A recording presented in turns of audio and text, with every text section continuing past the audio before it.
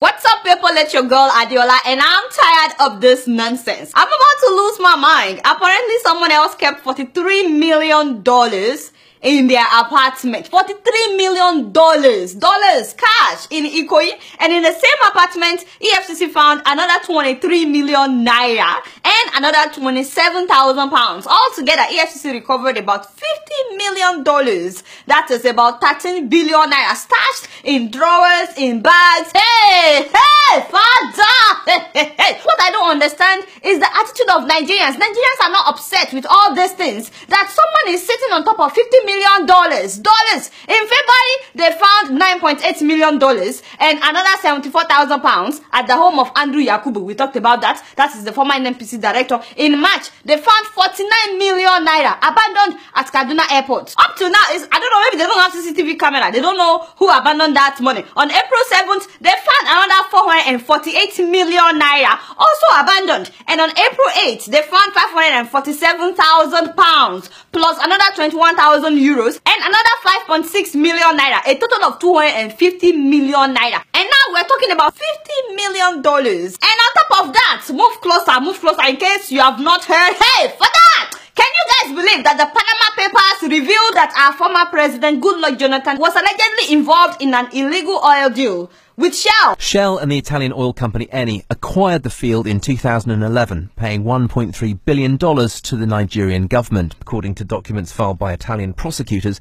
nearly half was forwarded to the then president, Goodluck Jonathan. The unique thing with the Malibu scandal is the fact that it's touching a former head of state. Prosecutors in Italy, home country of Eni, say they have evidence linking him to the money. The emails reveal Shell execs talking about politicians on the take and an attempt to deliver significant revenue to GLJ. GLJ stands for Goodluck Jonathan, president of Nigeria at the time. Did you get that? 1.3 billion. He collected and pocketed the money. Now we are finding out the oil block is what? $500 billion. Only ya me asake. Only ya me asake.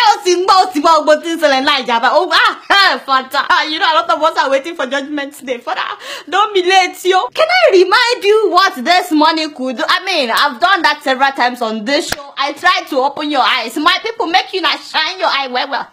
These people are robbing you of your future. All this money we are talking about will turn our general hospitals in Nigeria, all the general hospitals that will be spending when you get inside the hospital, it will turn them to hospitals that look like this. Benny, how would you like to have this kind of hospital in your town, in your village, in your city? How would you like to be treated here? You know, the next time you have malaria or typhoid, or the next time you have headache, how would you like to be treated here? And for all the people that have to take their loved ones to India or America for treatment, wouldn't it be nice if this kind of ambulance should come to your door to pick up your loved ones? You know, the people suffering with all kinds of kidney problems, people that have heart issues, all kinds of stuff. Imagine a hospital where you don't have to run around to buy drugs or drips. The doctors are not telling you, go and buy this, go and buy that. Everything is already there. In fact, they would even feed your loved ones. I'm talking about good food, breakfast, lunch and dinner. That is what is happening outside Nigeria. And I'm saying that you too can have that kind of hospital in your village, in your city. You are not supposed to put up with this kind of hospitals that we have. It's not as if Nigerians have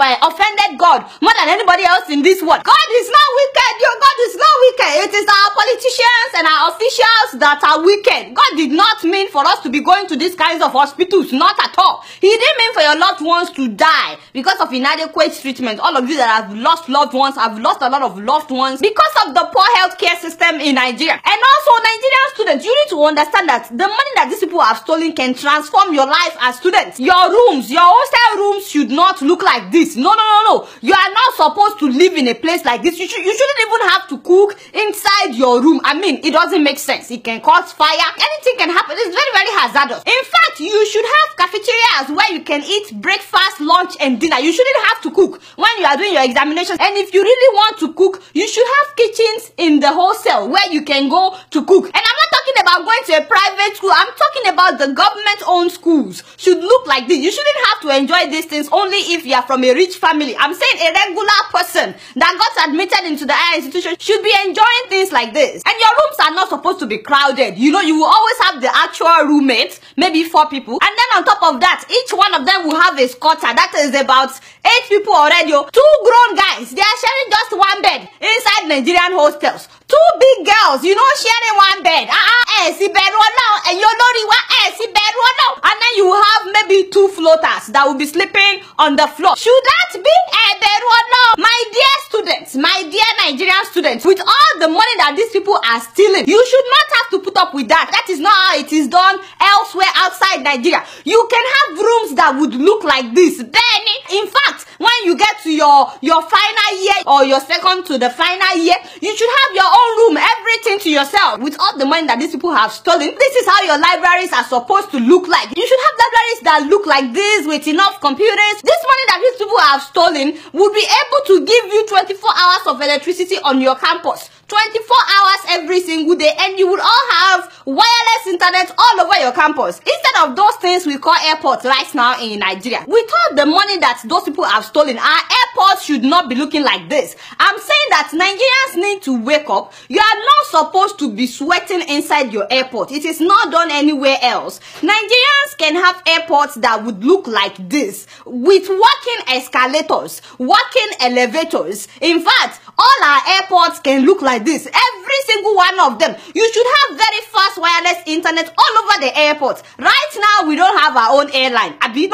We, in fact, Arik, what do you mean, Arik? Can you shut up for 1 minute? You don't get me started. We should have Nigerian airline. Right now, we don't have. But with all the money that these people have stolen, we can have the best airline in the world. All these people, they are robbing us. And they are robbing us of our future and of our children's future. They are robbing you of your destinies. And some people don't even know it. Our roads should not look like this. This is only because some people sit on the money that is meant to fix our roads. Imagine if all our roads look like this in Nigeria. I mean, you won't have to be fixing your car every day because of the potholes. You know those things. They can wear out your car very easily. You can actually plan your day and say, I'll get there by 4:15 because you know that the roads will be good. I'm saying that people need to realize that all the money that these people have stolen, including the ones that people are still stealing as I'm talking, because they are still stealing money even as I'm talking. That is why our hospitals are like this instead of them looking like this. That is why our tertiary institutions are looking like this instead of them to look like this.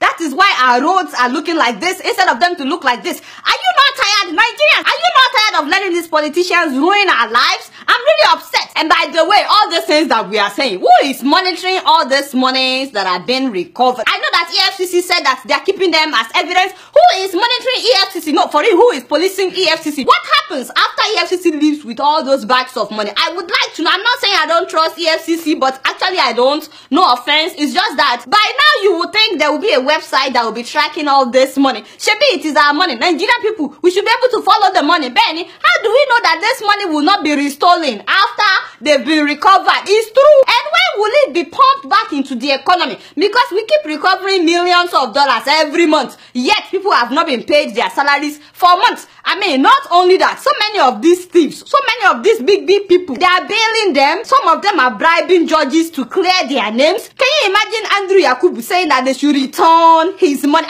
And last week, Patience Jonathan was trying to withdraw some of the stolen $5.9 million. Where did she find $5.9 million? And now she's trying to withdraw the money. Apparently, they said they have cleared Madam's name. I'm like, hey, isn't that our money? Isn't that our money? Father, are you still coming? You know?